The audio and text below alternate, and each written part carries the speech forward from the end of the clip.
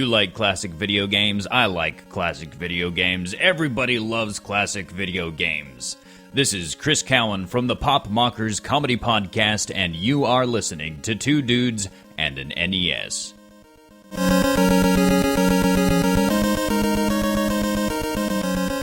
Hey, Justin. What's up, man? Not much. You ready to redeem yourself? I guess. Last week was a little embarrassing, huh? Yeah, for us. Aaron in a lot of ways. Obviously knows what he was doing, but we sound like amateurs last week, and maybe a little bit in the editing process too. But that was my bad. You know, here's the thing. Just to kind of explain what happened there. I was editing the show, and I was like, okay, I'm going to go on We Guy's page. So for those of you that don't know, we go to this guy that's called We Guy on YouTube, and we get our music. He's kind of compiled pretty much every NES game that you could think of, or that there is, and he's compiled all the music. And so I typed in Mega Man, and then it come up, you know, all the different Mega Mans that he had. And I even told myself, I was like, okay, be sure to click on just Mega Man with no number. Apparently, I just didn't heed my own advice there, and just willy-nilly picked randomly Mega Man 4. And of course, at that point, you just go on his page, you download the thing, and I didn't notice anything, and just moved on, and that was my bad. So. Yeah. So we're not talking about Mega Man 4, for everybody who's curious. We're actually talking about Mega Man number 1, the original Mega Man. So if you guessed Mega Man 4 after last week's show, then I'm sorry. You were right, technically, but we meant to talk about Mega Man number 1. We'll get to Mega Man 4 eventually. Yeah. While we're on the subject of me being an idiot, I wanted to bring up something. So you put up on... So I have my whole life struggled with the spelling of Wednesday. Now I don't consider myself a stupid person, but it's one, you know, there's always that thing that should be easy for you to do, but it's like not. Mm-hmm. And Wednesday has always been my Achilles heel. Like I'll be typing on my phone, and it's like trying to tell somebody something about a Wednesday. And I'll be like, W-E-N, okay, come on, autofill this. I'm trying to. My phone's like, nope, not going to do it for you. You're going to have to figure it out. Well, since you put Did I just solve all your problems the other day? You solved all my problems because you gave me a little hint on Wednesday on how to spell Wednesday, which is pretty much Wednesday. Now I'll never forget how to spell it. You're welcome. Hey, we're forgetting a little something about this show today. We have a guest. Oh yeah. Hey guys. It's You don't struggle with spelling Wednesday, do you? Actually, I do. I have the same problem. Mm-hmm. Yeah. So to solve this problem, I'll do for you what I did for Justin. You put the NES in the middle of Wednesday. It's Wed NES Day. It's like Nintendo Entertainment System Day. Never looked at it like that, but yeah, I can see it. So, Rob, our guest, would you like to tell people why we invited you on the show? If you know. Yeah, it's I guess talk about Rex Rocket a little bit, or because I made Rex Rockets, something like that. I'm one of the devs for Rex Rocket, I guess. Yeah, and Rex Rocket, for anybody who doesn't know, is an indie game. And it's a new game that's come out, but it's in the style of an old game, and it's very heavily in the style of Mega Man. So I thought it'd be really cool to have you on the show, talk a little Rex Rocket and talk a little Mega Man. Yeah, totally. Sounds good to me. I love talking both. So. So I think let's we know that you were one of the devs on Rex Rocket, so let's save that and put that at the end, and we'll talk, because I've been playing it a little bit this week along with Mega Man, so I'd like to talk about it. Let's talk about it a little bit at the end of the show, give people a little nightcap. Cool. If you will. Sound good? Yeah, absolutely. All right, so Justin, do you have some history for us? Justin's historical tidbits and trivia.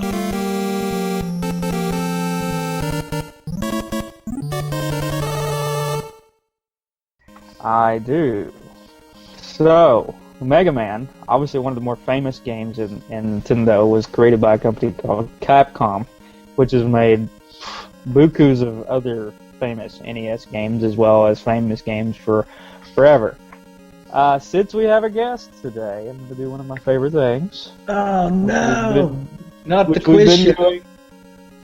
Which we've been doing, I think, the past 3 or 4 shows we've done a quiz game. So, Rob, what we're going to do, how we do this is I'm just going to do 5 questions today. And I'll ask a question, and then you buzz in when you think you know the answer. And you buzz in by saying your name. So it'd be you versus Mike here. And also, there'll be 3 choices. There'll be 3 answer choices, an A, B, and C. But you don't have to wait for those choices. You don't even have to wait for me to finish the question. As soon as you think you know it, you say your name and buzz in. Okay, I think I got it. Alright. So, Mega Man, one of the key developers on this, or key illustrators and developers on this game, was a guy named Keiji Inafune. And he was the Mega Man team artist. Now, he got his start in what other Capcom game? Is it A, Commando? Is it B, Ghosts and Goblins? Or C, Street Fighter? Mike. Yes. I'm going to say Ghosts and Goblins. That is incorrect. Ooh, I'll go with A. Actually, B was my first choice too, but I'll go with A. Which was Commando, and that is also incorrect. Oh, man. He actually started out with Street Fighter. Really? Hey, I think I know how to pronounce this one, and I think you butchered it really, really bad. Oh boy, good. I think I hate to disappoint by saying it correctly. Isn't it Kenji Inafune? I believe it's Kenji Inafune. I'm not sure either. I'm gonna go with your. I'll go with yours. I mean, now he Okay. goes by Infu King on the when in the credits. Yeah. We're going to get a lot of that. corrections on this show. Anyway. Why? Why are we getting corrections? Because obviously we don't even know this guy. I feel Well, like no, we should be best no, friends with him. No, that's true. Like, he does go by Infu King. Anyway. All right. Anyway. Question 2. Question 2. All right. Infu King, or Infune, whatever, drew a lot of inspiration from this 1980s, well, not 1980s, but this Mike, Japanese anime series. What? is it Astro Boy? It is Astro Boy. Ah, nice. Somebody did some reading here. Nice. No. I would have guessed You're a that big too, actually. Are you a big Astro Boy fan? I think that's just common knowledge. I think everybody knows Yeah. that one. Oh, well, all right. Sorry. I'm just kidding. Yeah, no, I did read that during this past week, actually. Okay. Question 3. So it's 1-0, Michael. Question 3. Dr. Wily was created after what famous person? Was it A, Nikola Tesla, B, Mark Twain, or C, Albert Einstein? Rob Einstein. It is Einstein. Oh All man, right. they were all good choices though, because they all kind of look like Dr. Wily. Tesla wasn't that popular. I kind of ruled him out. Yeah. Yeah. And Mark Twain, I guess, could be ruled out because he wasn't technically a scientist. But Yeah, Mark anyway. Twain. But he did. I picked Mark Twain as a red herring because he looked kind of like Yeah. Dr. Wily. Yeah. Anyway, Well, and he's a word scientist. that's true. That's true. Mm-hmm. All right, this one might be a little easy. All right, the gameplay for Mega Man was inspired by what childhood game? Is it Rob, A? Mario. Wait, what? I said Mario. Mario. What's Mario? Mario. I don't even know. Mario. No. I think Okay, you're sorry, going that was a shot in the dark there. I was just taking a chance. Yeah, I think you're going the wrong direction here because what's your Okay, answer okay. choices here? Is it A, Jax, B, hold hopscotch, or C, rock, paper, scissors? Oh, well, I'm going to go with C, rock, paper, scissors. It is rock, paper, scissors. Although So I wanted to say pick up sticks, but that wasn't a choice. I wonder if that's where Rockman came from. It That was actually, the original name. there Oh, was sorry, a I little didn't ruin the inspiration. question. No, that wasn't a question, but there was a little bit of the inspiration, but actually a lot of the inspiration was he wanted to play a homage, I guess you could say, to rock and roll, because he was really into rock and roll. Ah. Right. Yeah, and there's apparently Mega Man has a sister. Mm-hmm. And her not name really- is Roll. Not really in the game, but Right. And that was a Maybe that's question. sister? Wow. That was a question, Michael. So we just ripped that card up. sorry. All right. So we are at, what is it, 2-1 now? I believe so. So we've had 4 questions, 2-1. So this will be our 5th question, which I am going to have to think of something else here. Okay, I got one. All right. Nintendo Power listed this game on its top 100 games. What ranking did it get? Was it number 5, number 12, or number 20? We go with Rob 5. No. Yeah. Mike 20. It is 20. So Michael wins this week. Did you win last week? No, I got demolished last week by Aaron. Yeah. Hey, actually, I do like the quiz show because it's like putting me up against the guest. The guest can come in and beat me. I like that. Actually. Mhm. Yeah. Okay. Well, Mike wins the quiz show. Sorry, Rob. Better luck next time.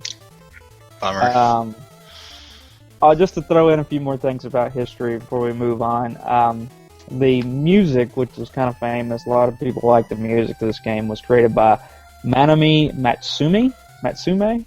What do you think? What do you think, Mike? Did I get that one? I'm not even gonna try to correct you on that one. Yeah, that sounds right. I don't know. And she used a sound driver that was programmed by Yoshiro Sakaguchi. And this sound programming was credited as Yuka-chan's Papa. Whatever that means. I don't know what that means, but maybe somebody knows what that means. Yuka-chan's Papa? Mm-hmm. Like his dad?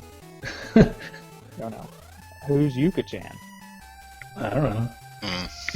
That's my thing. I assume Papa means bad. Okay, cool. I get that. But anyway, all right. And Mega Man sales were actually pretty low overall, which Infune actually blamed on the box art because so the box art had no. It didn't actually give the gamer a view of what the game would actually be like. And the box art, let's just talk about the box art for a minute, is pretty lame.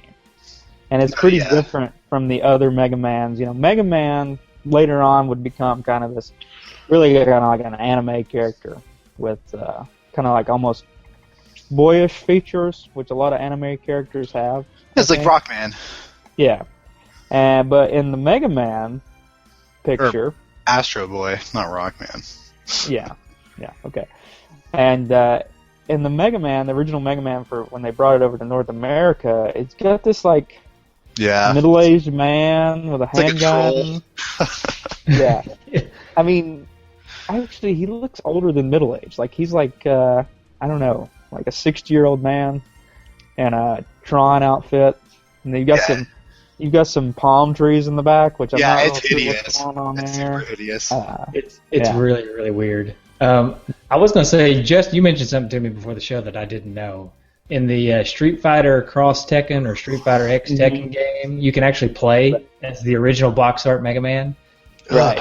And he's got like a beer belly and stuff. Yeah. It's hilarious. It's like, you know what I think is funny about that is it's like when they did that for Street Fighter is like we're not only going to show the old guy on Mega Man, but we're gonna age him even more. And we're gonna like, give him a beer belly, like he's not been doing much here since that cover. You know, he's just been hanging out. And you know what his tagline from that game was? Mm-mm. This is my destiny. Like he's finally finally getting to redeem himself. That's great. Anyway, but the game was obviously well received. Was a big seller as far as how it got popular was really by word of mouth because it really didn't get a lot of advertising. It got one full-page ad in Nintendo Power, but that was pretty much it, and wasn't really covered to be a big game. But obviously, it's become one of the more famous games. Was definitely a sleeper hit in the NES collection. The team that developed it was only a 6-team group, obviously led by Inafune, and he got this job right out of college, 22 years of age, and started making this game, and he did a pretty good job. So wow, and he's made pretty much all the Mega Man games, didn't he? He was a yeah. part of all of them, pretty much. Yeah. Mm-hmm. So that's and really I've got a recent picture of him here. I pull it up on my computer, and he doesn't age that bad. He looks really young right now, still. So you want to share it with us? I don't know how to do that. Okay, well then don't do it because that would just be awful. Wait, maybe. Hold on. Talk for a minute. Let me see if I can figure it out. Okay. But yeah, history. I think this game came out in 1987. I think that was. So it was pretty early in the lifespan. It's pretty much right as soon as Nintendo started letting other people release games, because for the first couple of years, Nintendo pretty much released all the games on their own. Yeah. All right, I'm not going to be able to figure out how to do this, Okay. but Don't worry. yeah, it was released on December 17th, 1987, so just in time for that Christmas. This was when it released was a little bit before my NES playing time. I was only 3 at this time, so. Right. This was before my NES playing time as well. Yeah. Okay, so we could go on a bit more about history, but I want to get to the gameplay because there's going to be a lot of talk, I think, there. But did you got any interesting story on how you came across this game? Michael's quest to find the cart.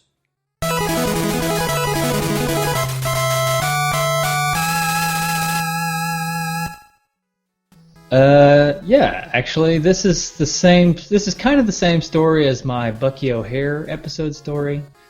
I met with a guy who wanted to get rid of his NES collection, right? And I knew kind of the values of some of the games. He had an NES, he had several Mega Mans, and he had a Bucky O'Hare. Which the funny thing is, at the time, I didn't realize. I knew the Mega Mans were going to be worth money. I didn't do a ton of research because this is when I first started collecting again, so I didn't realize that things were as expensive as they are. But he had like Mega Man, I think 2, 3, and 4, and then he had Bucky O'Hare, and then he had a bunch of other riff-raff games like just Super Mario. And so I was like, okay, wow, you got some good games. I'll give you like $60, you know. And it had an NES with it, and so. He's like, sure, yeah, it sounds like a great deal. I guess he thought, these are all junky old games. And so we made this deal, and I thought I was giving him a reasonable amount of money for this box of games. And then I get home, and I'm looking through them, and I'm kind of cataloging them and checking values and everything. And I was like, oh, I totally ripped that guy off. Didn't even mean to, because all of these games are worth. The Mega Mans are all worth at least $10 to $20 a piece, maybe more. The Mega Man 1 may be worth more. And then the Bucky O'Hare, little did I know Bucky O'Hare was worth like $40, $50 on its own. Nice. What was that? Jeez. Like 1990? When I bought the games from him? Yeah. No, this is like a year and a half, 2 years ago. Oh, jeez, okay. Yeah. He's a con artist. Wow, I didn't know those games retained value like that. I guess some of them went up, huh? Some of them do, yeah. So. What were NES games, like $30? No, they were pretty expensive. Out, yeah, when they came out, they were probably $60 when they came out. $60, really? Jeez. Yeah, back then too. That's pretty expensive. I don't even remember the prices. Let's say I was born in '84, so when I was growing up, it was like my parents buying them for us. Right. What's the only reason I know is over time. What's funny is over time is how like the gaming systems have gone up in price exponentially. So the first NES, the NES was only like $150, and the games were $60. Mhm. and then they moved on, and now gaming systems are like $600, and the games are still like $60. Yeah, it's funny. They always show those like infographs of the old systems adjusted for inflation. To show you, oh, see, the systems were always about the same price. I'd like to see some games adjusted for inflation. Like, how much would Mega Man brand new be today if it was adjusted for inflation? Probably be like $250. Well, I mean, they're making like Mega Man 9 and 10, so I think those go for like $5 to $10. So Yeah, they do. It's just, I don't know. It's just weird how, I don't know, the gaming culture is, and how he'll pay $50 for this Mega Man, for the NES, but then Mega Man 9 comes out and they're like, oh, you're charging $10 for this Mega Man 9 on the PlayStation Plus or whatever, or PlayStation Network. That's ridiculous. But it's the same game. It's actually, it's not only is it the same game, but it's the same game plus some new technology. So Right, yeah. For everybody, this wow, is, he looks really young. Yeah, he's 49 years old now, but he looks really young. So, yeah. Huh. There you Nice. go. That is nice. Hey, go ahead and click on that bad box art too. Let's show the box art Okay. for people watching live. It's like, I don't know, that box art is just so horrible. It's like one of the programmers did it or something, like 5 minutes before it had to ship. They were originally just going to go with like title text. Yeah, I think the story that I heard was they decided kind of at the last minute to change it from the cutesy look, and they got whoever they got to draw it out. They told him, like, with no amount of time to really prepare, and they just said, it's just like this futuristic robot-looking guy with a helmet, and he's got some, whatever. So they Don't didn't forget really the palm trees. yeah. They didn't really Yeah, give that us was much weird. information, so they just. I also think like maybe it was like some the Japanese are like, well, let's Americanize this a little bit, and they're like, put some palm trees on it. They have palm trees over there, so here it is. Yeah. And the yellow. Where's the yellow come from in the game? It's got so much yellow. I don't know. Yeah. God. All right. Like, really, what is he doing? Baffles my mind. I don't know. It's ridiculous. We ready to talk about the gameplay? I'm ready to talk about the gameplay. Let's do it. The game discussion.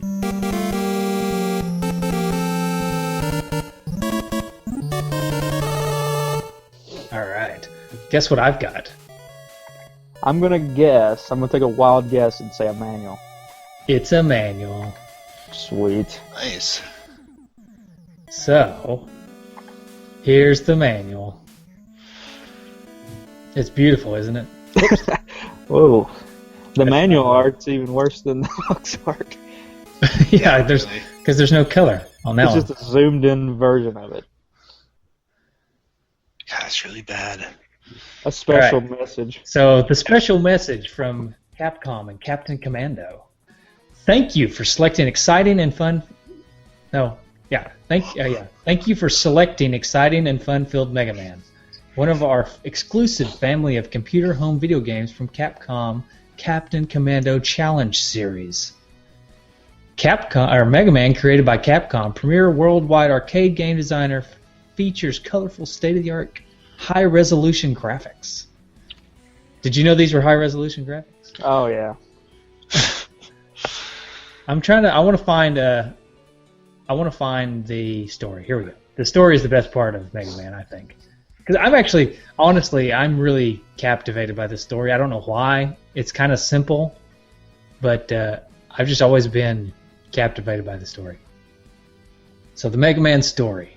It's Mega Man versus the powerful leaders and fighting forces of Monsteropolis. That strange, multifaceted land of robot-like humanoids. Brilliant scientist Dr. Wright conceived the construction of fully operational human-like experimental robots to perform specific everyday duties. Dr. Wright and his assistant Dr. Wily, encouraged with their very first near-human robot, Mega Man, proceed to develop 6 additional humanoids, all programmed to perform prescribed rituals. How about that? Perform prescribed rituals, I like. Yeah. Yeah. It's kind of weird. Yeah, so to stop there for just a second, what kind of task? I mean, some of these tasks make sense, right? Bomb man, he's probably a demolition for construction. Right. You know, Guts man, he's just kind of the muscle to help carry things around, I guess. But what do you need Cut Man for? I mean, cutting things, I guess, but... So, lumberjack. Someone's got to cut down all those robot trees. That's true, that's true. Well, apparently they've got a lot of palm trees, too. Oh, it's Yeah, palm trees too, it's yeah. for the palm trees. I got you. Got to make sure they don't get overgrown. And Iceman, is he just so everybody has nice cold drinks? Mm-hmm. Yeah, he's kind of useless, isn't he? And then we got Fireman and Electman. Electman, you know, electricity, Fireman, fire. It makes sense. It makes sense. That's another reason why I think I like the story. It makes sense. It works. Yeah. Um, I I didn't realize Dr. Light used to be Dr. Wright. Yeah, that was something else I was going to bring up. It's in the manual. He's known as Dr. Wright, which in the lore of Mega Man he's Dr. Light, but for some reason in the first game and in the manual of the first game he's known as Dr. Wright. So that's an interesting thing that he was originally called Dr. Wright in the manual. You know who they took on as inspiration for the character of Dr. Light? Just look at him and take a guess on who does Dr. Light look like?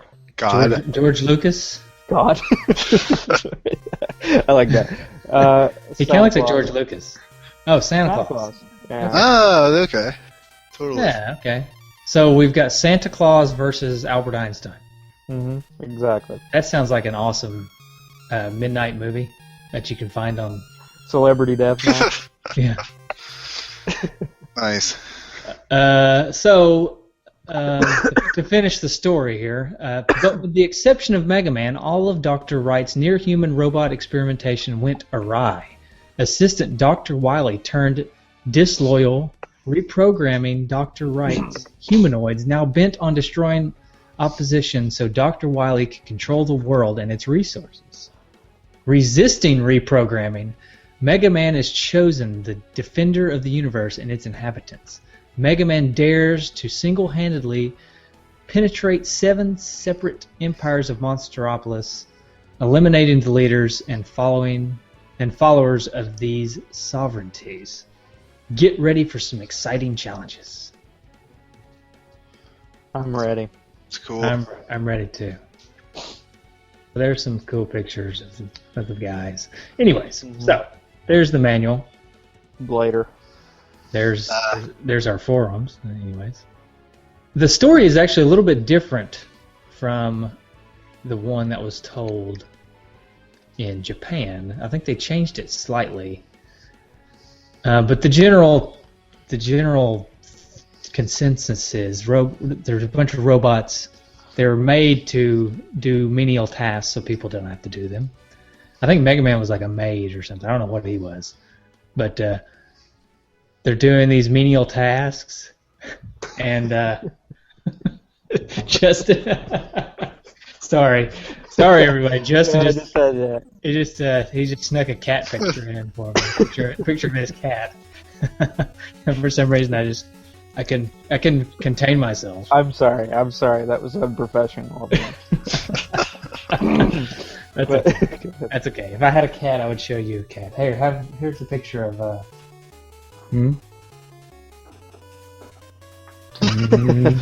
Just as funny, huh? All right.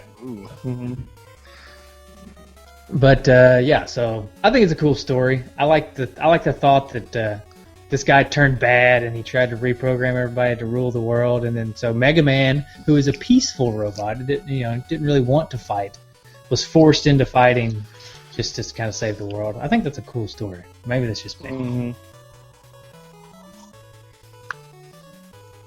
Just me? Just me? Yeah. Okay. No, I think it's a cool story too. I do. Yeah, I'm curious as to like what Mega Man's personal backstory is. He's kind of just like this oddball out, you know. He doesn't really have a real purpose. He's just kind of Mega Man. Right. Like, what is he? He's not Cut Man. He's not like Mow the Lawn Man. Like, Right. you know. Well, they created him with the ability of hero. Yeah, that makes sense. So, just in case things went awry, they needed somebody to be the hero. That's a lot. That's some good forward thinking on their part. Mhm. You know. Mm-hmm. Yeah. So anyway, They're making these story. robots.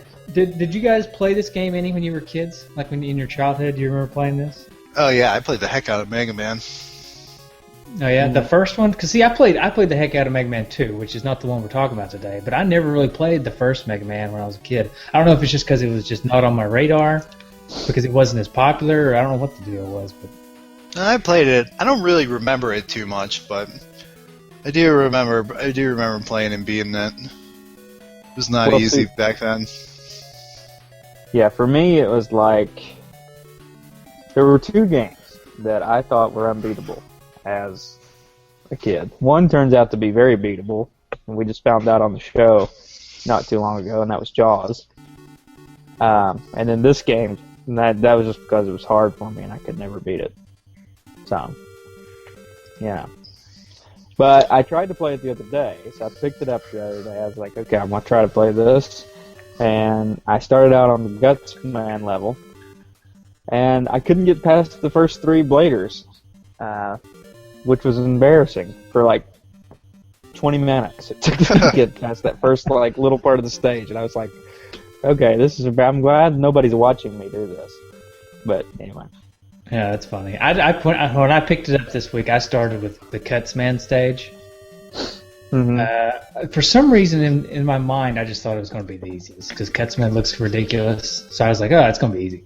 So the stage itself, I think I made it through the stage, no problem. But then I got to Cutsman, and he just beat me down pretty bad. He should be pretty easy. I don't know. I eventually got to beat him using just the Buster, and it really wasn't that bad. The one thing I did notice, though, which is interesting that's different about this game is in every Mega Man game, there's a entrance to the boss. There's like a tunnel or a corridor on your way in to get to see the boss. Well, every Mega Man game, it's usually empty. It's just a cool little tunnel to go to the boss. I get to Cuts Man, and there's these things shooting little pellets at me. And I actually died in the corridor because I didn't expect them to be there, and I didn't have much life. And so I didn't even make it to Cuts Man when I first went into the corridor. I just got stomped down by the little pellet shooters. But there's a lot of bosses are like that. I think they all do have a little something in the corridor to fight. But this game, there's a lot of stuff that's different in this game than the other Mega Man games. There's a point system. For some reason, in this first game, they have a point system. And for the longest time, I can remember playing this. Of course, I didn't play it when I was a kid, but I played it when I was older, maybe in high school or something. But the longest time, I can remember those little pellets. They drop these little pellets on the ground, you know? Sure. Had little blue or different colors, and it took me forever to figure out what they were because they don't give you life, they don't give you more ammo. They're just there, but they're just there for points, just to get you more points. So it's interesting that this game has points, and then they just kind of dropped it and never used it again. Yeah, I like one aspect about this game is going back to what we're talking about in history, where they used rock, paper, scissors. And how every guy has a weapon that's kind of that you can use to beat them, but there's no like superior weapon. There you kind of have to figure out the puzzle of like what weapon works against what guy the best. You know, that's probably the coolest part about this game, and one of the neatest features and reasons why Mega Man stands out among other games is because it's open-ended. You can pick whichever level you want to go to from the get-go. You can just pick. You can go to any level. If there's 6 levels to choose from, you just go to whichever one you want. But beating certain bosses in certain orders will gain you advantages with different, because different weapons work better against different bosses. So part of the fun of Mega Man is figuring out which order to go in, because you can play through. You say you go to you beat Cutsman first. Well, then you have to play each stage, figure out which stage works best for Cutsman's weapon. Which is just a really, really, it's an incredible concept for a video game to me, because nobody was doing anything like this at the time. In fact, just not only that, nobody was really doing a platforming shooter, really, that I can think of. Mega Man is kind of among the first to do that. Most of them were kind of Mario-esque, where you jump over people or jump on heads. Mm-hmm. But Mega Man, you're actually running, jumping, and shooting. You're just shooting a little laser. I mean, there were other games, too, that did like hack and slash. Like I can think of Wizards and Warriors. It was a platform, but you would slash people. But this is actually platforming and shooting people, which I thought was really interesting. Right. No, and you know, for what level did you think was the hardest for you? Iceman. Hands down. That's what I was gonna say. Iceman. What about you? What about you, Rob? Iceman's not a bad pick. It is really difficult sliding around in there. I just always hate ice stages on any game. Yeah, me too. It's frustrating. It's very frustrating. Something else that's a little bit different about this Mega Man than other Mega Mans is the sliding in general, because I don't know if they just hadn't nailed down the physics exactly yet or something, because it's when you jump and you land, you slide a little bit anyways, just because it's just the way the game works. I don't know. They eventually got it to where in Mega Man 2 and 3 and 4, when you jump and you land, there's not as much sliding and it's a little more precise. But in this game, it seems like it's just a little slippery. Yeah, I think they were trying to simulate like a little bit of like a velocity and friction kind of thing. Yeah. I don't know. Might have been that. Might have just been bad programming. Who knows? But it's really frustrating when it's slippery and you get those little disappearing blocks. You know, the and they're random and you can't even figure out where to go. I just thought that's one of the more frustrating parts of the game for me, and that happened terribly in the Iceman stage when you're trying to go across those blocks and they're extra slippery and they're disappearing and you're falling in the hole. And I've always found that kind of frustrating. I think it's interesting how in this game also, to contrast a little bit, a lot of those block parts, whenever you are trying to get through those blocks and they fall and disappear, you typically don't fall into a hole or you don't fall and die. You fall down into like a water pit and you have to climb back up. So you don't actually die. I think it would have been more satisfying to me if I would have fell into the hole and died instead, you know. Instead, I had to fall down into this little pit of water with this little spiky guy that would dance back and forth across the screen. And so I'd fall down into the water, and he'd go back and forth and try to get me. And then I'd have to try to climb back up, and then I'd fall back down. And then he'd try to hit me with a little spiky guy. So. But in the water, there was no buoyancy in the water, so which I kind of liked, because you didn't have to worry about slowing down when you're in the water. So that was kind of neat. Right. Justin, I was talking about those little blocks that disappear. Is what I was talking about while you were gone. Oh yeah. Sorry, I did. But you didn't pull a Carl, did you? No, I didn't pull it. No, that'd be a quick Carl. This game also, to add to the frustration of how difficult it is, there's no passwords in this one like there are in sequential or the following Mega Man games. There's no passwords, so you can't really go back to where you were. You have to start from the beginning again. Mm-hmm. So there's that. That's that was a frustrating thing to me back before the days of. And it's probably one of the reasons why I never beat this game, is because you had to spend a pretty significant amount of time to beat this game, and I don't know if I ever had the patience as a kid to do that. So, yeah, I can see that. It's you do have to sit down, you have to learn the game, and you have to practice the game. But I mean, that's the style of these games. That's just the way it was. That's what you had to do. So I can't really fault it too much for that. Now, did you guys ever use any of the cheats? There's like cheats in Mega Man 1? I don't remember cheats, like the pause cheat. Yeah, the select. Where you pause could, yeah, cheat. I did use that, especially on like some of the later guys, like once you get to Wily's Castle, like the yellow Cyclops thing. I did. Right. I did it. That was the only I've never been able to beat him without using the select cheat. What is the select cheat? I'm not familiar with that. Well, in the game, whenever you hit pause, if you hit pause as your gun is hitting the opponent, and then you unpause, it hits him again. So every time, so as long as it's still touching him, if you pause and unpause, it'll hit him when it hits him, and then when you unpause, it'll hit him again. Oh, very nice. So you kind of get a double hit every time, as long as you just pause the game. Nice. Right. Yeah, and there was apparently, and I just read this last night, but apparently there was a glitch in the Iceman stage.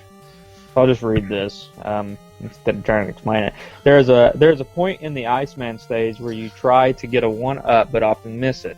When you drop down to the next screen, the one before the big eye, use your magnet beam and try to climb your way up and try to hop onto the off-screen platform where the 1-up is supposed to be. The moment you step on it, the screen will glitch and show you falling to the screen below and avoiding the big eye in the process. Huh. That's interesting. Yeah. Yeah, there's all kinds of little glitches in this game. Like I noticed, sometimes you can fall off the ladder if you're climbing from, like when the screens change. Sometimes you just fall off the ladder. I don't know. That happened to me. I don't know if it happened to you guys. Like when you jump up on the ladder and you're climbing up, and then when the screens change, something happens to Mega Man, and he falls back down off the ladder. Huh. Mm-hmm. Yeah. So Gutsman, when I was playing it this week, I finally, got past the first few flying helmets or bladers as they're called, and finally got to them. And I really think, I don't remember Gutsman being that hard when I used to play it, but I guess it is kind of one of the harder levels to play. Maybe it was a mistake on my part to try to play that level. I think Gutsman is probably maybe the second hardest stage behind the ice stage for me. Yeah. Uh-huh. The actual Gutsman battle is really not that bad, but the stage is kind of difficult. Mm. Something about the level design that I found interesting is in the game they reuse the exact same screen over and over again sometimes. Like if when you're progressing through the level, you'll get a screen and it looks like whatever, it's got a big wall on a ladder or something, right? And then when you get through that and you get into the next screen, it's the exact same thing, but made with different enemies on the screen. I thought it was interesting how they kind of reused. I don't know if it's laziness or if it's just. Because this game, I wouldn't want to call it laziness because this game's got so much to it. I think maybe it was just a little shortcut that they took.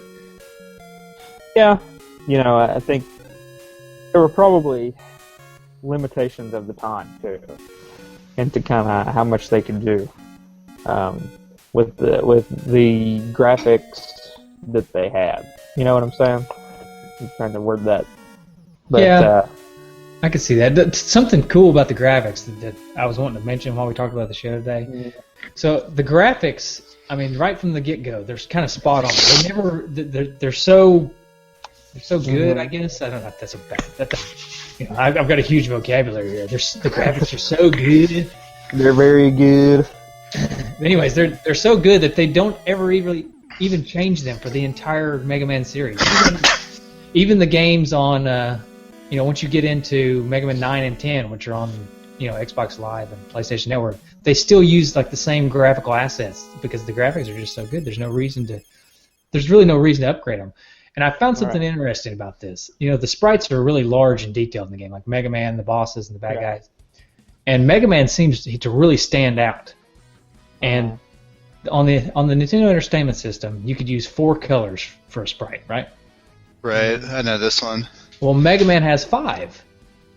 He has blue, and then he has like peach, and he's got white and black, and I think he's got 2 shades of blue, peach for his face, and then white and black in his eyes, right? So how are they able to do this? Well, his eyes are their own sprites. Right. Like his eyes that's why his eyes kind of stand out too. Like I don't know if you noticed, but when I'm playing the game, Mega Man's eyes really kind of pop out at me. So Yeah, totally. Yeah. I've heard that one before. It was like a cutting edge technique back then for the NES days, using the the layering of sprites together. That's how they got around that kind of requirement. Sort of skirted it with that. Yeah, but I thought that was just really cool how they did that in this game. Just to give it that extra layer of detail and polish. I'm sure it takes a little extra work to layer the sprites like that. You may be able to tell us more about that, Rob, than we do. Oh, I don't. That's all I've heard about it. I don't know any. I know about the color restrictions, with the 3 colors and transparency on the sprites. I think it was actually 4 colors, 4-color limit. But most of the time they can only use 3 colors because the last one was taken up by a transparency, I believe. So. Okay. Yeah. It was tricky. Yeah, it's definitely tricky. Yeah. So Inafune, he actually created most of the sprites. He actually pretty much all of them. The only ones that he did not create were for Roll, which wasn't even in the game. I don't know why they said that for Roll, and Dr. Light. So Santa Claus cannot be blamed on Inafune.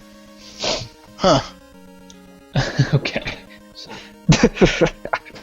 So go ahead, Justin. Where is Roll? They talk about Roll, but he's not in the game. They talk about him for Mega Man 1, really? Yeah, but Nice. Is it the Japanese version? Maybe is it in Rockman? Maybe it's in Rockman. I don't know.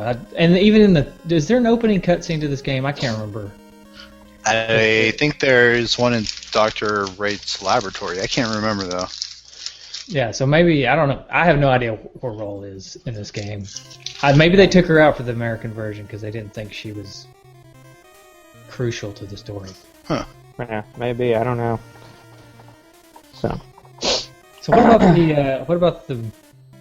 what is everybody's least favorite enemy? I know there's some enemies in this game that really frustrate. I mean, there's the flying guys and little spiky guys and everything. There's got to be I'm not talking about bosses. I'm talking about the enemies. What's something that really just frustrated you? I always hated the turtle guys. They had the little helmet, and they would peek out whenever you're on their y-axis and shoot some radio bullets at you. Yeah, and you couldn't hurt them when they had their helmet on. Right. Yeah, you had to wait until they were peeking out from under it, and then put a bullet right down onto them, or else it would just bounce off their head. That would always kind of tick me off. What about you, Justin? Apparently this week the Bladers were my least favorite character because they're just annoying to me. How they fly which down. One's the Blader? Oh, the guys that fly flying helmets. Yeah, the flying. Yeah, and they swoop down in a U shape. Yeah. Yeah. I know it seems so simple, but it's just frustrating. They're one of those things. They're like the Goombas in Mario, where it's they're not much to them, but they just get in the way. Yeah. Just enough to make you mad. Well, really make you mad mine was definitely the. Sorry, Justin. Really make you mad when you what? When you get killed by them. Get hit by them. Yeah, definitely. Mine was definitely the little spiky shelled guys that scrolled along the bottom, and they sped up whenever they would get on their platform. Yeah. That just made platforming so frustrating for me because when you get hit, you have a little bit of a knockback, right? Mm-hmm. You don't just stay there. You get knocked back. So when you jump on a platform and you just barely make it on the edge, and then a little spiky guy comes and hits you and just knocks you right back off. Yeah. That was probably my most frustrating experience with the game. Yeah. What about the music and the sound? Because I feel like we don't normally talk graphics and sound because we think it's not as important on the NES. But I think in terms of this game, the music and the sound in this game is just so iconic that we have to talk about it. Totally. I love Mega Man music. I like a lot of chiptune artists, and one of the guys, RushJet1, he does a lot of Mega Man stuff, and I'll listen to that, like, while I'm working on things or whatever. And even the original Mega Man soundtrack, it's pretty amazing. But yeah, it's probably one of my favorite soundtracks of all time. Like even the themes and stuff like that for it are pretty amazing. Yeah. Yeah, I would agree. I think it's I'm not the type to listen to video game music while I'm in the car or something. I usually just leave it for the game and just listen to it while I play the game. But with Mega Man, this music is probably good enough that sometimes I may turn it on in the car, or maybe like where people have covered it and do like metal versions of it. Right. Or like, for instance, what's the name of that group? Is it the Megas? That they use the songs from the games, the Mega Man games, and they put words to it and like make a story about Mega Man. I mean, I think it translates well to real instruments, which is why I like to listen to it. Namely, electric guitar. It works really well for an electric guitar. Mm-hmm. Yeah, totally. So we could post this on our Facebook page too. There's an interview of the original Mega Man sound team, and just to quote, one thing that I thought was kind of funny is Matsume, when she was talking about, she said she was still new at the time, and I had to compose music, create sound effects, and program the data in 3 months. My butt was on fire, and the truth is that I wasn't able to think deeply about it at all. The thing that comes to mind when I first saw the image of the original Mega Man was, it's got kind of a robotic coolness. In addition, when the development had progress, I felt the inner side of Mega Man as well as the kind of sorrowful being. Interesting. That is interesting. He is sorrowful because he doesn't want to be fighting. He's a peaceful robot that's been forced into fighting. And if you look at the sprite, he kind of has a frown on his face, like a sad face. Yeah, he does have a sad face. Yeah. It's almost like he's got the weight of the world on his shoulders, which is weird to say that they were able to convey that in an 8-bit sprite, but it does feel like that. Yeah. And she also, one other quote, she said, it was tough to compose with only 3 notes at a time, but I absolutely loved it. It was fun to reduce the data to fit within the limitations. And when I managed it, I would have done a definite sense of accomplishment. I created sound effects when I couldn't come up with any good ideas for music at all. That was often very refreshing, and I was able to write without any problems afterwards. The problem was the deadline was always too close. That was always the case when I was with Capcom. So. Nice. That's interesting. That is really interesting. I think the sound, like what I always like to call the bleeps and the bloops, I think that's also really cool in this game. Something that really sticks out to me is the death sound in animation. Sure. Like the combination of that death and the sound that goes along with it, and like the little balls that go away from the middle of the screen or whatever. I think that's really cool. I think it's iconic, and I don't want to say satisfying because it's not. I don't want to die. I don't want my guy to die. Maybe anti-satisfying, whatever the opposite of satisfying is, in terms of like, I'm making no sense right now. You know what I mean? Well, yeah. Dissatisfying? No, but that doesn't work because it is satisfying to me. It's like, yes, I died. Okay. No, I know what you mean. It's like really good feedback. How about that? Yeah, it's really good feedback for dying. You can feel Mega Man dying there on screen. It's like, ooh, right. ooh, ooh, ooh, ooh, and it's like your emotions too at the time of like the death. It's like right, because you're so zapped.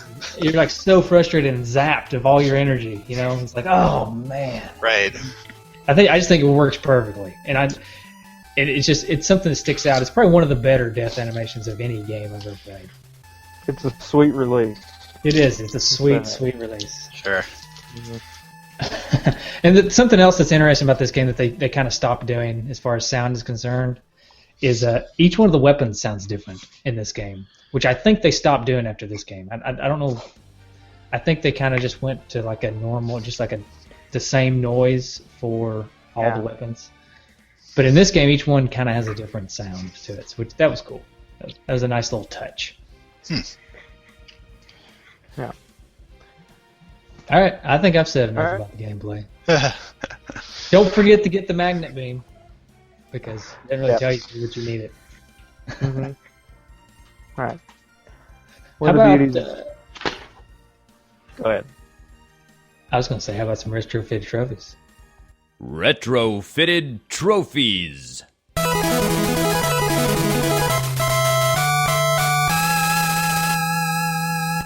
Let's do some retrofitted trophies. I got some good ones here.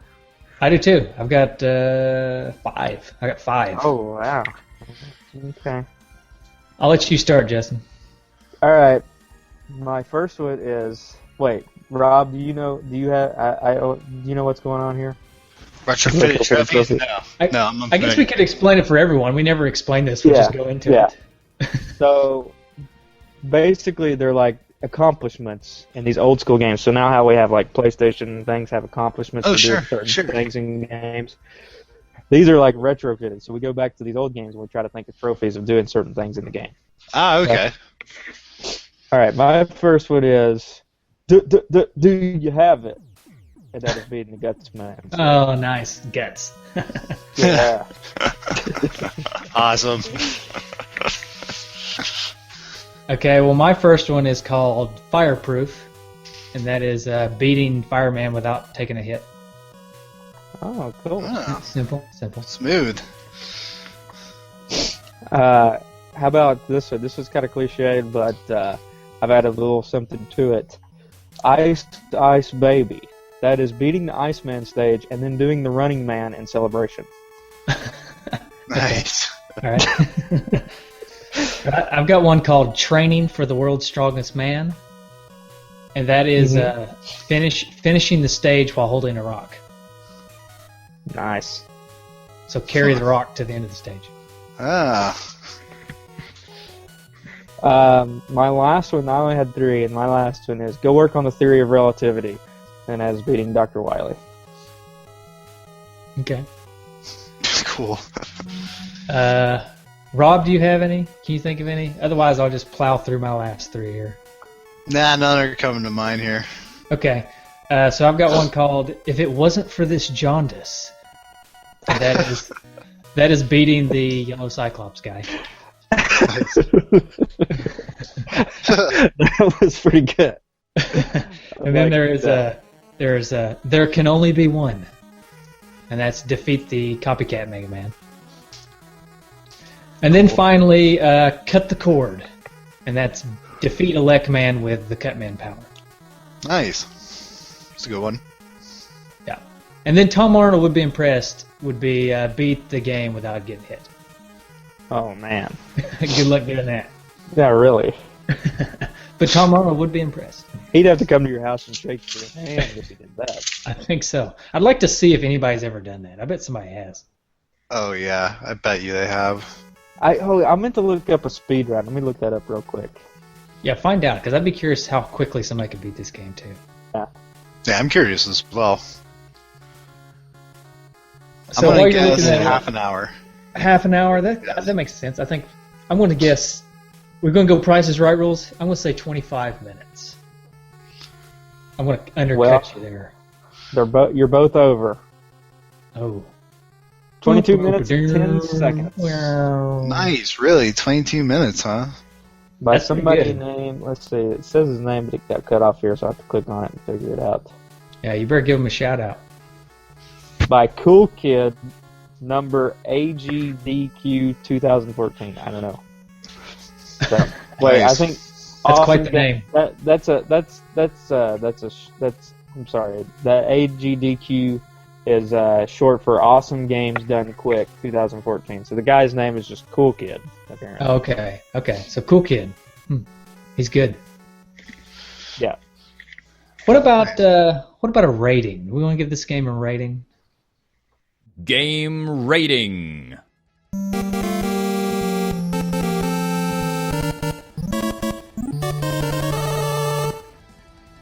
Ten out of 10. All right, awesome. All right, moving on. Moving on. No, we actually do it a little differently on this show, Rob. I would agree. This is probably I'd give it a 9.5 8 out of 10 to leave some room for Mega Man 2 to have the 10 out of 10. But on this show, we actually just come up with something random and just try to relate the game to it as a rating. Like, Okay. for instance, last week I think we did a magic spell and related Faxanadu to a magic spell. So Justin, what about this game? What do you think? Like a type of robot? I don't know. Well, I've seen a type of robot, but I can't think of any types of robots. Maybe since all the characters were kind of made for like, well, no, not really though. Okay, how about a menial task? Okay. Like a menial task. So what we're going to do is we're going to give this game a menial task, a task that describes this game. That's the rating for this game. That's not a good rating for this game, but that's what we're going to do. So. Yeah.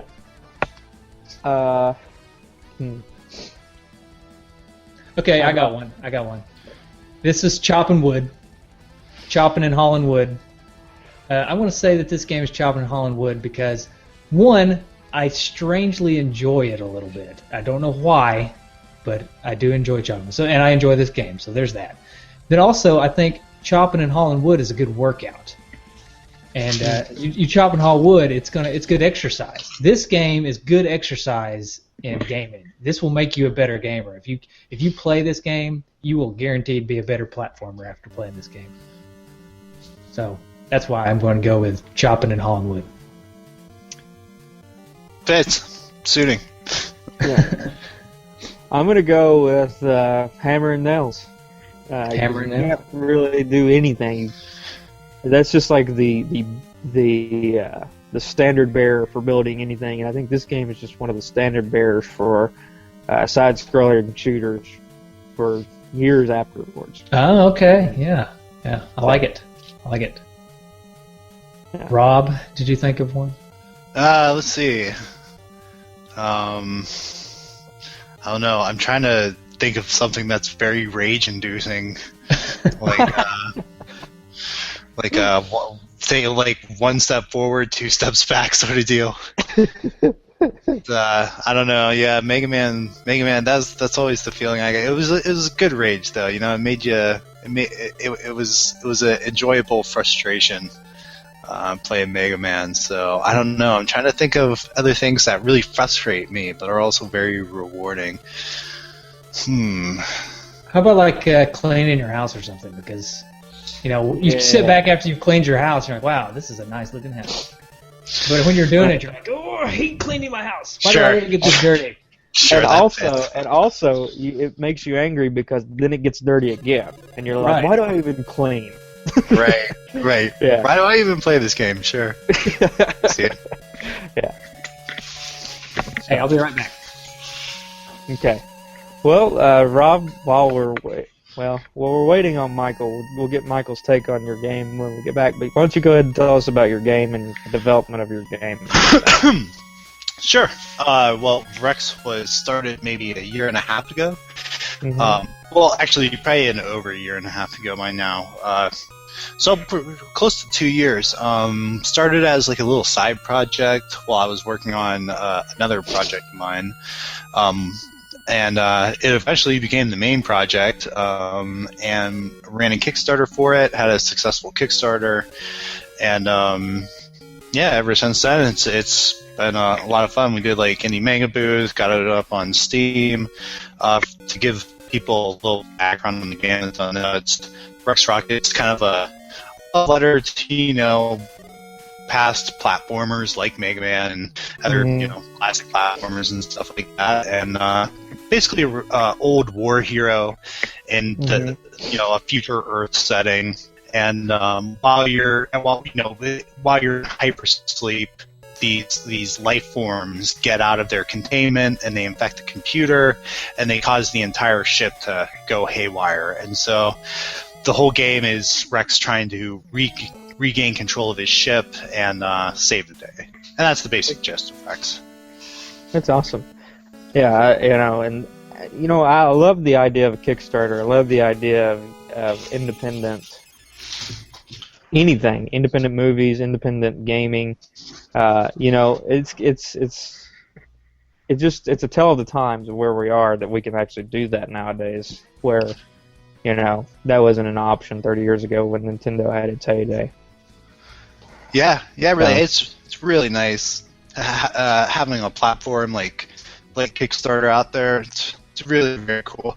I've had my fingers crossed that Steam would eventually absorb some of the features that Kickstarter puts out there. I agree with it. That would be really cool. That'd be really cool. Yeah, because I mean, Steam has so much traffic, and it's 100% gamers. Kickstarter, you get not the same. Like Kickstarter, you really have to get gamers on that site. It's like word of mouth on projects and things like that. But I know. I backed your game on Kickstarter, and I was trying to think of how I even found it. I think I just stumbled across it. Or maybe I heard about it somewhere or something. It wasn't something that was easy to find. It just I happened upon it, or I heard about it or something. Right. We should have done like advertising and stuff like that for the Kickstarter, because that's really how you have to drive traffic to those pages. But, we had a really small goal, and we hit it early on, and so yeah, we really didn't have to put any advertising into it. But for some of the bigger projects, I know that is what it takes. Is like because they don't have all that gamer traffic. It's like, if you really want to get people to the page, you got to do like advertising, and in addition to all the PR work that goes into it, like contacting websites and like journalists and things like that. So it's a good amount of work. I really hope that Steam one day takes all the features on Kickstarter and just puts it right in the green light. Yeah, that'd be cool. So I missed the intro to this segment. Are we talking Rex Rocket now? Yeah, I just asked him about the history and how it got started and everything and stuff. Okay, cool. So I've been playing Rex Rocket this past week and a half or so. Just started it, and it's. I mean, I don't know if you will admit to this, but it's heavily influenced by Mega Man. Oh yeah. No, I see. Yeah, 100%. I even see those little helmet guys. You have them in your game, which is neat to see. That's good. Nice little throwback. Yeah, you can jump on their heads to flip them over and then kill them. Oh, really? Yeah, I had to give them something extra. I didn't know that. I do now. It's also got like the laser chase sequences thing, and you got your insta death everywhere. Yeah, definitely. Yeah. It's pretty Mega Man inspired. It's kind of a good blend of Mega Man and Metroid in terms of like the structure of the levels and stuff like that. Mm-hmm. We tried to make it as open as possible, for Metroidvania kind of exploratory gameplay, but it's also linear in a way that the ship is broken up into sections for each boss. Right. So like that was another big kind of hurdle that we had to come over. It's like, well, we want them to play the bosses in a sequential order, but we also want to try to hide the linearity to those as much as possible. Like make it look like a big open world, but it's actually linear. So I think we did a pretty good job of getting that in there. Yeah, I would say if you took like Mega Man, the game of Mega Man, and you placed it into Metroid, that would be kind of what this game is, which is cool. It's a really cool idea to me, because you're right. Each level, it's almost like there's levels inside the ship, and there's a boss, but you're free to go kind of anywhere you want. Right. In like a Metroid style, and you can explore, but it's kind of like a set path towards a boss, and then you beat the boss, and you get a weapon from the boss, and then you're free to move, and it kind of helps you do other things, like the charge shot. Once you get it, you can jump higher. So it's kind of like Metroid, but instead of just finding the things, you beat the boss and you get a new weapon, and that's kind of how you progress. It's a cool blend of two of my favorite genres of game. Awesome. So, it's also a little difficult and frustrating. I'm not gonna lie. You definitely left that in there too. Oh yeah. I mean, I like being frustrated by games like Mega Man. So When it came to Rex Rocket, yeah, I tried to add that in there. Some people get more frustrated than others, obviously, but for the type of game that I made it for people like me who like being frustrated, and all the feedback that we've gotten from like reviews and people on the boards, it's like, yeah, they're frustrated too, but a lot of them like it. They like the punishment, so. Yeah, I'd say I'm in that crowd of liking the punishment. You do help out by having good checkpoints, though. Yeah, there's lots of checkpoints. It's easy to get back to anywhere in the ship. I mean, whenever you get into a new section, there's always like a hyper tube, or you can open up a shortcut or whatever. So even if you do die, it's pretty. I mean, at the max, it takes like 10 minutes to get back to where you were, if even. I recommend people that like Mega Man to go out and get your game on Steam if they haven't. Cool, yeah, totally. If you're a Mega Man fan, you'll be right at home with the Rex Rocket. Or a Metroid fan, either one. Yeah. Yeah, we're a Metroid fan, sure. Yeah, it's a little bit of both. So. I made it. I just beat the Enforcer bot, and that's as far as I made it this week. Is that? Oh, cool. That's probably not very far. No, it's not. I mean, that's like the second boss in the game, so. Yeah, it is. It's just the second, so. Well, yeah, it's a good first step into Rex for sure. Yeah. Things start getting pretty crazy after that point. I can imagine. I'm excited. I'm gonna keep playing it, so we'll see how far I get. I have a tendency not to beat games anymore for some reason, just because I got way too many to play. But. Oh yeah, I think I like this game enough. I think I like this game enough that I might end up beating it one day. Do you have any exclusive Two Dudes cheat codes that you haven't given out to anybody yet? No, the Gnome code is the only one in there. Okay. Just trying to get the fans some exclusivity. Yeah, I wish we had built some more cool cheat codes into it. Yeah, that's all right. But, you got anything else you want to say? You want to tell people where they can find it? I know you can get it on Steam. That's where I got it, but. So yeah, just Steam for right now. It will be on Humble Bundle, probably GOG at some point too in the near future. But yeah, for right now, just Steam. Grab it on there. It's available for PC. Should be available for Mac pretty soon, and iOS as well. iPad. Cool. Soon. Yeah. Yeah. iOS would be cool. Although I don't use iOS, but that'd be neat. Yeah, well, we're going to be coming to like Android and Android Fire TVs as well. So. All right. But we're going to get all the iOS stuff taken care of first, and then Android's going to be in our crosshairs. Yeah, I got you. So, Justin, did we do feedback yet? We have not done feedback yet. Do you want to do some feedback? D-Patter feedback.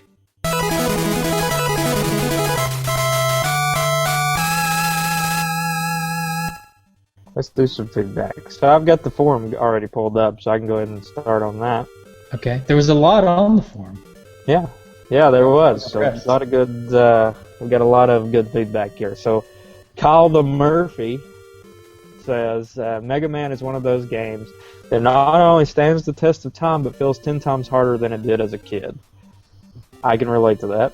Yeah, it's still a great platformer, as good as any in my opinion. But it has a very steep learning curve. It's like Super Meat Boy without any forgiveness. Okay. Sure. Ern says, I have such a bad relationship with this game, mainly because I haven't been able to beat Iceman stage since I was about 8 or 10 years old. One day, you winter coat wearing son of a blanking blank. Oh, okay. Nice. Fish Lips J, which I think is Jay Jorgensen. Yeah, it is, I think. Mega Man? Exclamation mark. I could have swore that the music you played at the end of the show was from Mega 4, not the original. Now my voicemail makes no sense at all. I only played this once, and it was tough. Yeah, I think we kind of explained what happened there. Jay, sorry about that. 8-Bit Baz says, I truly adore this game, one of my favorites of all time, and my favorite of all the Mega Man series. Fantastic level design, amazing music, great promise. This whole game just blows my mind to this day. And the No Swear Dude said, great solid game. but I think it suffers from Terminator 2 syndrome, where the sequel so outshines the original that the original is often overlooked or forgotten. Also, if it wasn't for the pause trick, the Yellow Devil could have been a game breaker due to its extreme difficulty.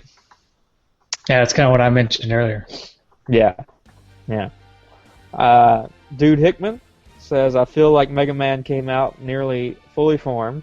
You had the classic Blue Bomber, selectable levels, each with a unique boss, acquiring abilities from bosses, figuring out what ability to use on who, tough levels, satisfying gameplay, and great music. The only thing that didn't carry over to Mega Man 2 was scoring. I agree with Phil, great game, gets fairly overlooked, and that box art. Yeah. The box art. Yeah. Oh, man. Stark Scraps says, I just beat the first and second one about a week ago. I love this series. The Wii Guy says, great and classic soundtrack by Maname Matsume, and the sound driver programming by Yoshiro Sakaguchi, whose sound would carry out the great NES Capcom sound we've all come to know and love. And one more from Retro Junkie Landon. This is the game that started it all for the Blue Bomber. It had and still has excellent graphics, sound, and most of all, gameplay. The controls were tight with little to no lag. It seemed, which is good because you are going to need it to be on your A game to beat this game. This definitely belongs on the Mount Rushmore of NES games. Nice. The Mount Rushmore of NES games, huh? Yeah. I like that. Yeah. Okay, so who's on the Mount Rushmore of NES games for you? I'm going to say Mega Man, Mario, Simon from Castlevania, and Samus from Metroid. That's my Mount Rushmore of NES games. I'm going to go with Mario, Pac-Man, Samus from Metroid, and I'll go with Mega Man as my fourth. Ooh, that's a good lineup. I'd have to go with, let's see here, Mega Man, Mario, those are the givens. I'd probably go with Dragon Warrior too. I'd throw him up there. He was one of my favorites. And then Metroid. Okay, so the only one that we all disagree on is we got a Castlevania, we got a Dragon Warrior, and we got a Pac-Man up there. And honorable mention the Duck Hunt dog. Okay. Duck Hunt dog. Yeah. I would say honorable mention that guy from Deadly Towers. Oh boy. He's not getting anywhere near it. Yeah, I'm just kidding. Hey, so we got 2 phone calls this week. All right. And then that'll close out our feedback, all right? Dude, it's Jay Jorgensen again. I listened to the Pack Sanity episode, loved it, loved hearing Aaron Robinson's voice, since I haven't heard him in forever, since Factory Seal hasn't put stuff out in a while. I was going to, respond to your comment about, I guess it wasn't your comment, but it was a feedback comment about how somebody can't tell you guys apart. Now, I've come up with a really, really good method of how to tell you guys apart. So, Justin tends to speak pretty normally and, kind of whatever, no accent, but when you hear Michael ask a question, now, you know that there's 5 W's, who, what, when, where, why, and how, but when Michael asks a question, he always puts the H before the W when he says it. And I know that's kind of an accent thing, and I can't make fun of it because I'm from Minnesota, and we all sound like we're from Fargo. So, if you're ever confused, just remember, when Michael asks a question, it's always not what, it's what. The next game sounds like it's going to be Mega Man 4, which is awesome. I've been trying to play through this game lately, and I got stuck at, I think it's Aquaman or Dive Man, Marine Man. It's been a while since I picked up the controller, but looking forward to it. That's pretty funny. That is pretty funny. It's true. I do say what, and I don't know why. I feel like I don't know why I say that. I just do. And it's like that song. What's that song that's out now? Everybody's popular. Like Turn Down for What or whatever. Mm-hmm. What? Turn down I also for sound what? Turned down for what? I sound like Hank Hill. What? What in the world is going on here? Yeah. So, thanks, Jay, for bringing that up. It's true. What are you gonna do? All right, we got one more. I didn't listen to this one, so if it curses, then I'm sorry to everybody. So. Hey, I hope I have the right number for Two Dudes and an NES podcast. My name is Jake. I am a retro gamer and have been for pretty much ever. I happened to just find your guys' podcast today. While I was at work, I was bored and I looked up retro games on Stitcher. Didn't listen to the newest one, the Fazanadu. Yes, that's pronounced Fazanadu. Didn't listen to that one yet, but I happened to listen to Tech Mobile, and I could point out Tech Mobile being probably my favorite NES game of all time. Just gotta say, guys, I love the show. I love the idea of it. Anyway, I did have a trophy idea for Tech Mobile, a couple of them actually, incidentally revolving around Bo Jackson and his running abilities. One being, if you tackle Bo Jackson for a loss of yards, trophy could be called "There Goes the Knee," because you know those knee issues actually ended his career. And then if you hit Bo Jackson, you run it in for a touchdown, you can have it called "Short Beat Baseball." Sorry, he did baseball. I thought that was a cool idea. Anyway, guys, just wanted to say I love the show. Wondering if you ever thought of doing a show on probably one of my favorite NES games. It's actually a guilty pleasure. If someone likes it, is Urban Champion.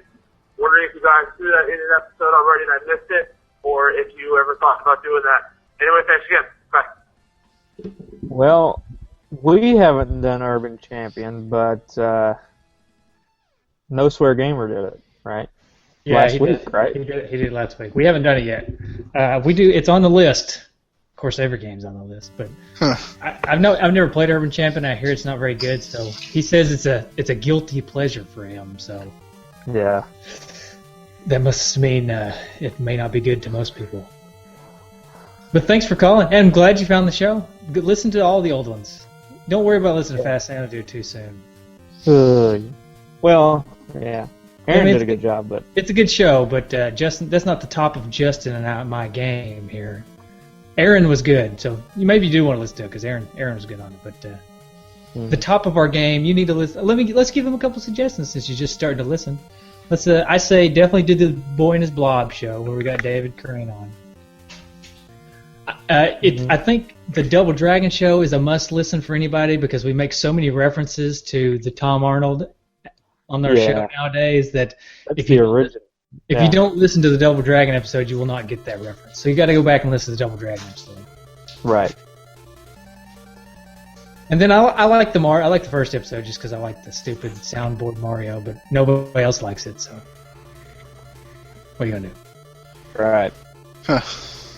All right. Yeah, I think that's pretty much wrapping us up here. Justin, you want to tell people how they can? Well, actually, Justin, go ahead and tell people how they can find us. You can find us on any social media outlet there is. Obviously, Facebook. Facebook, we're creeping up on that 300 likes. We're at 293 as of right now, so only need 7 more people. We'll get to 300. So if you're on Facebook and you haven't liked us yet, do it. And if you don't have Facebook, make a Facebook account and like us. Hey, wait a minute. I got one more thing that I almost forgot. I don't want to forget this because I posted about it on Facebook, and that reminded me. We got I posted on Facebook that I smelled a couple new honorary dudes. So we do have a couple more honorary dudes to announce today, real quick. Okay. First one being Jay Jorgensen.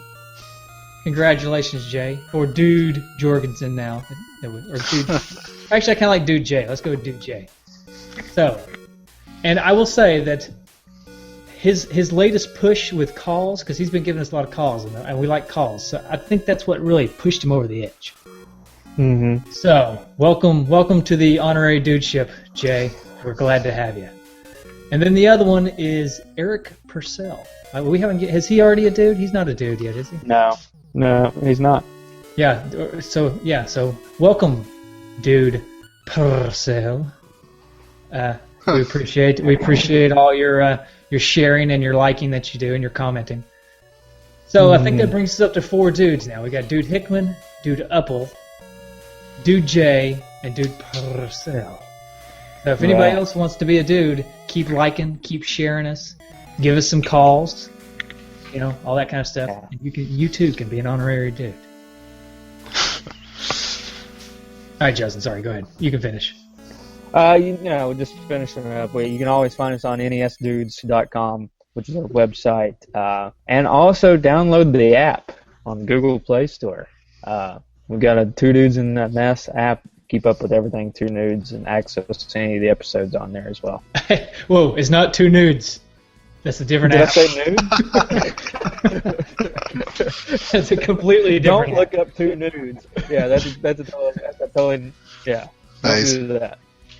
Also starring me and Justin, if that tells you anything.